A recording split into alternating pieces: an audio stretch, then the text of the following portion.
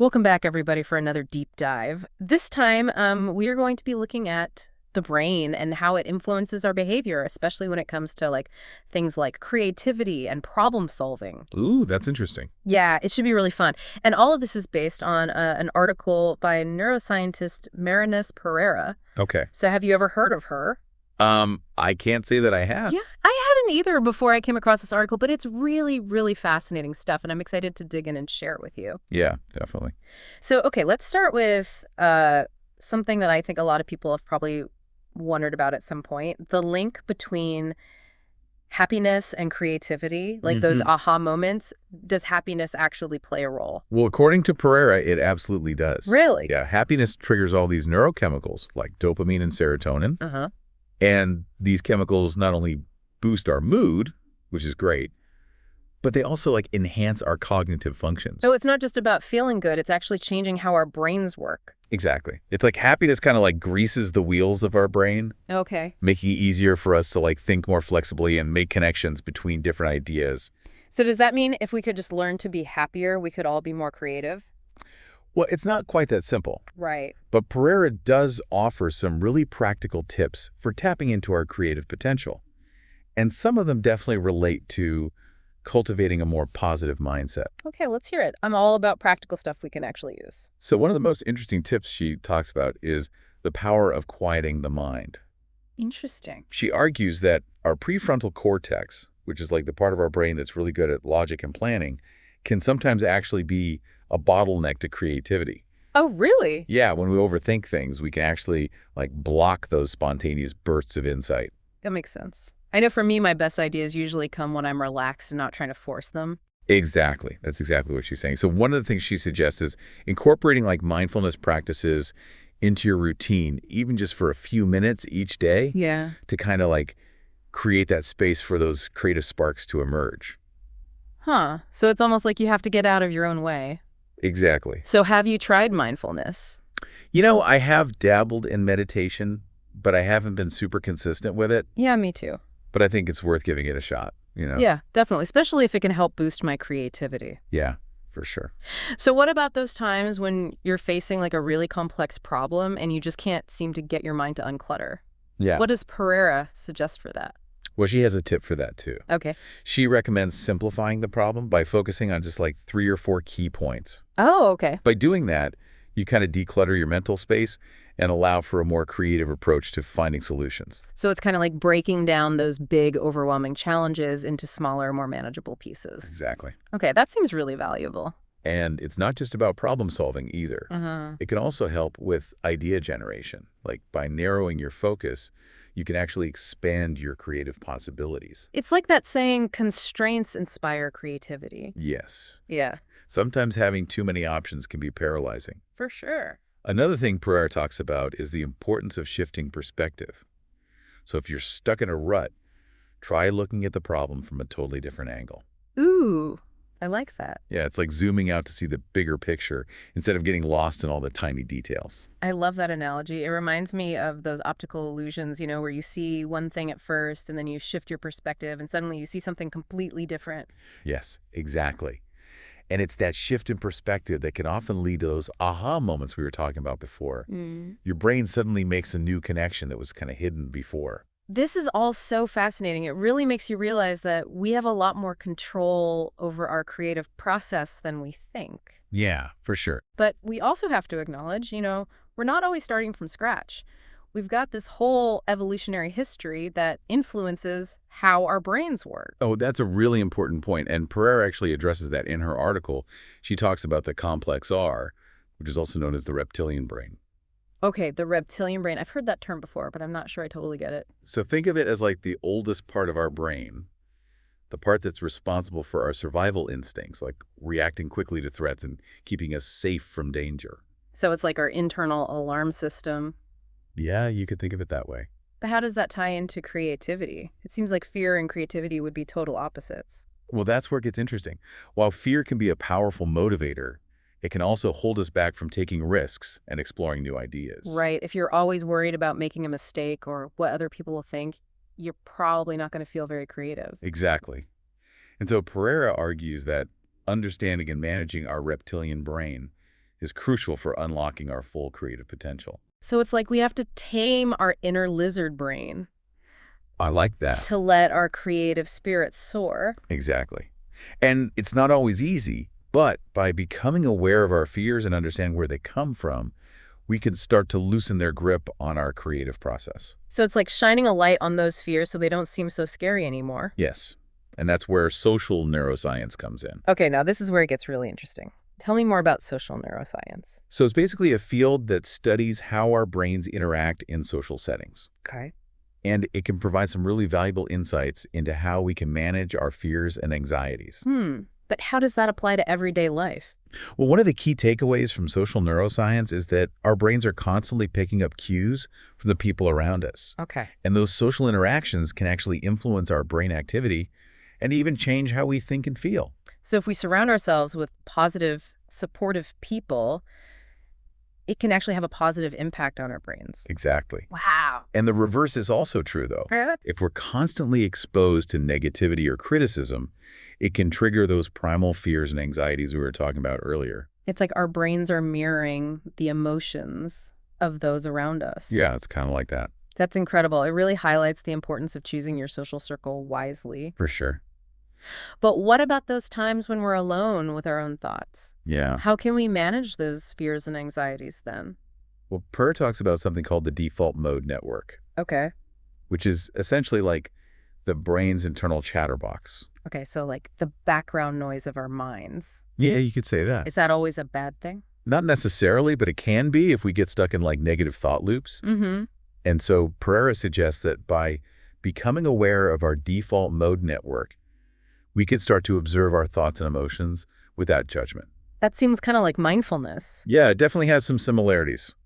It's all about training our brains to focus on the present moment instead of getting caught up in the past or worrying about the future, you know? Okay, so I'm starting to see a theme here. A lot of this comes down to like taking control of our own minds. Exactly.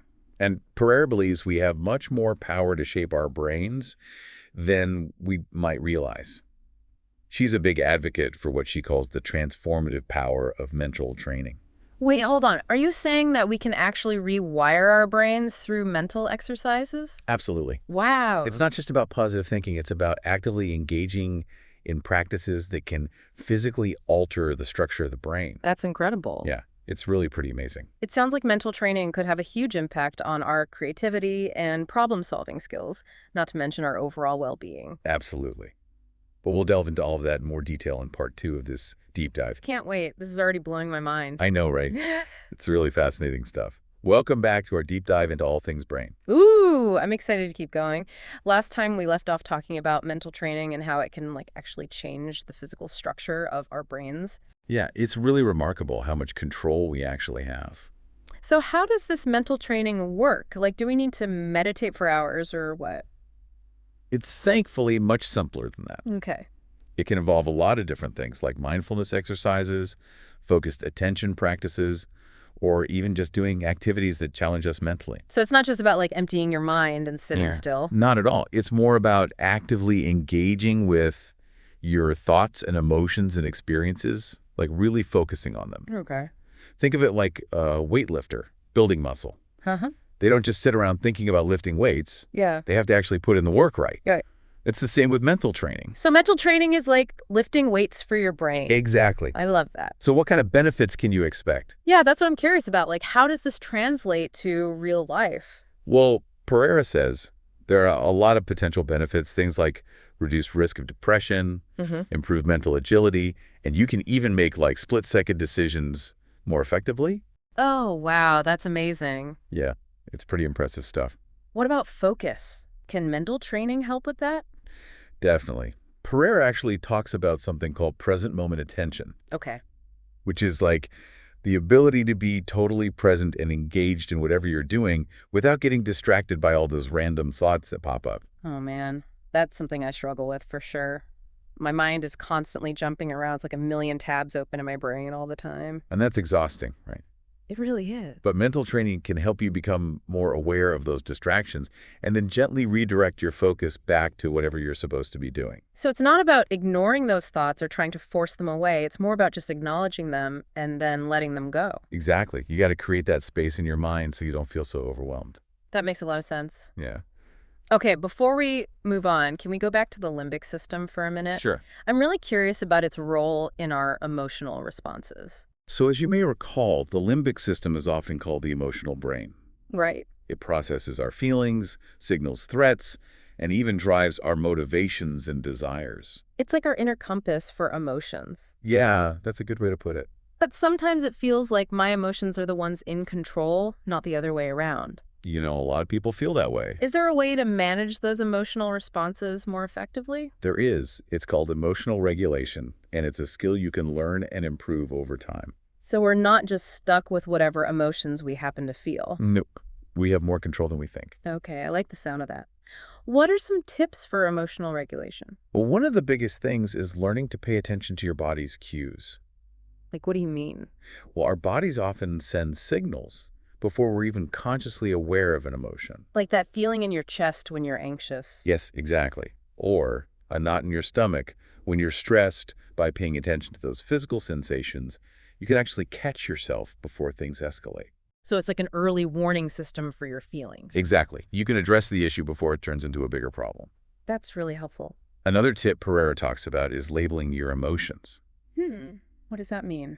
So instead of feeling overwhelmed by this jumble of feelings, you try to identify the specific emotion you're experiencing. So like, okay, this is sadness, this is anger, this is frustration, that kind of thing. Exactly. By naming it, you actually gain more control over it.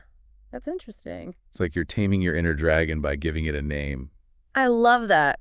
So we're basically taking back control of our minds. Precisely. And the more we understand our thoughts and emotions, the better we can handle challenges and just live a more fulfilling life overall. Absolutely. That's so empowering. And speaking of challenges, prayer also talks about the importance of overcoming the victim mentality. So like instead of blaming others or feeling helpless, we take ownership of our lives and choices. Exactly. It's about realizing that you have the power to create the life you want, even when things are tough. Right. It's not about ignoring the challenges, but choosing to focus on what you can control. Yes. She also talks about finding the good in challenges. Even when things are really hard. Yes. Even then, it's about looking for opportunities for growth and learning, reframing those situations as chances to become more resilient. So basically turning those lemons into lemonade for your brain. Exactly. Okay, I love that. And this ties back into emotional regulation. Yeah. When you can find the good in challenges, you're training your brain to be more positive and proactive instead of getting stuck in negativity. So it's about shifting your perspective from why is this happening to me to what can I learn from this? You got it. Okay, before we get too far ahead, can we go back to something Pereira mentioned earlier about the brain's predictive power? Oh, yeah. That's one of the most fascinating things about the human brain. What is it exactly? So basically, based on the information it gathers, your brain can actually imagine what might happen in the future. Whoa, so it's like our brain has a built-in forecasting system. Yeah, you could say that. It's constantly running simulations, trying to anticipate outcomes. It's how we make sense of the world. That's incredible. It's what allows us to plan for the future, make decisions, and just navigate all the complexity of life. And it's not just practical stuff either. Our brains use this predictive power to understand and connect with other people too. Really? Yeah, we're always trying to anticipate how others will think and feel and act. It's what allows us to empathize and build relationships. Wow. Our brains are amazing. They really are. So this leads us to a crucial point that Pereira emphasizes the brain's need for autonomy and certainty. Okay, what does that mean exactly? Basically, our brains crave a sense of control and predictability. We feel good when we feel like we have choices and can influence our own lives. So feeling in control makes us happy. It does. And it's not just about feeling good. It's actually essential for our mental well-being when we feel like we've lost control. It can have some serious negative consequences. But we all have moments where we feel overwhelmed or lost. How do we know if it's something to be concerned about?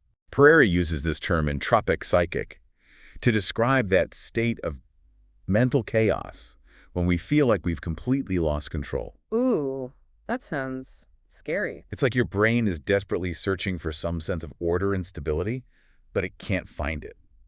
So what are some signs that we might be heading towards that state? A loss of hope and control can show up in different ways, like increased anxiety, irritability, or even apathy and withdrawal. You might feel constantly exhausted, just struggle to focus, just generally not feel like yourself. So those feelings of helplessness can really spiral. They can, and in some cases, it can even lead to depression or suicidal thoughts. That's serious. So it sounds like it's really important to understand how our brains work and take care of our mental health. Absolutely. And that's why Pereira emphasizes the importance of recognizing our need for autonomy and certainty. Right, but how do we actually put that into practice? Like, how do we reclaim that sense of control, especially when life feels chaotic? That's a great question, and it's something we'll dig into in part 3 of this deep dive. I can't wait. All right, so we're back for the final part of our deep dive into the brain. It's been a fascinating journey exploring all these different aspects of how our brains work. Yeah, and I think the most exciting part has been realizing just how much power we actually have to shape our own brains. You know, Pereira actually calls this brain evolution. Oh, wow, that's a great term. It's not just about like improving our cognitive function. It's about becoming more resilient, adaptable, and just overall more fulfilled individuals.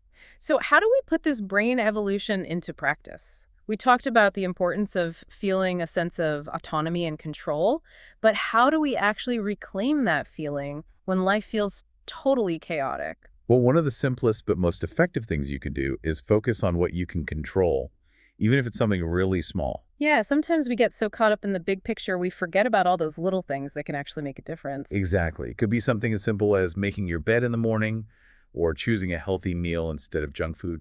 It's like sending a message to your brain that you're in charge, even if it's just in this one tiny area. Right. And those small actions can actually lead to more confidence and motivation in other areas of your life. It's like a domino effect. Exactly. Yeah. Another important thing is setting clear intentions and goals. When we have a sense of purpose, it gives our brains something to focus on and work towards. So instead of just reacting to whatever happens, we're actually creating the life we want. Exactly. And even if we don't always achieve our goals exactly as we plan, just the act of striving towards something meaningful can boost our sense of autonomy and control. Right. It's not just about the destination, it's about the journey. Exactly. And it's important to be kind to ourselves along the way. Brain evolution is a process. There will be setbacks and challenges. It's not about being perfect, it's about progress. Exactly. And that brings us back to the importance of taking care of our emotional well-being. Yeah. Our emotions have such a huge impact on everything. So it's not just about thinking positive thoughts, it's about actually understanding and managing our emotions. Yeah, prayer talks about paying attention to our emotional cues, labeling our emotions, finding healthy ways to express those feelings. It's like becoming more emotionally intelligent. Exactly. And as we get better at regulating our emotions, we also get better at making choices that are aligned with our values and goals. Oh, so it all ties together in the end. It does. It's all connected. Well, this deep dive has been truly mind-blowing. I feel like I've learned so much. Me too. It's been a great exploration. Before we go, I want to say a huge thank you to Marynês Pereira for her amazing work. Her research is so valuable. Absolutely. It's really helped us understand the incredible power of the human brain. So to wrap things up, we want to leave you with one final question to think about.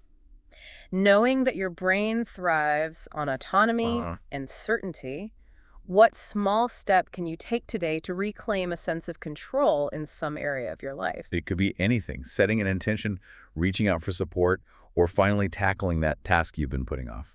Remember, even small actions can make a big difference. So start shaping your brain one small step at a time. Thanks for joining us on this incredible journey. We'll see you next time for another deep dive.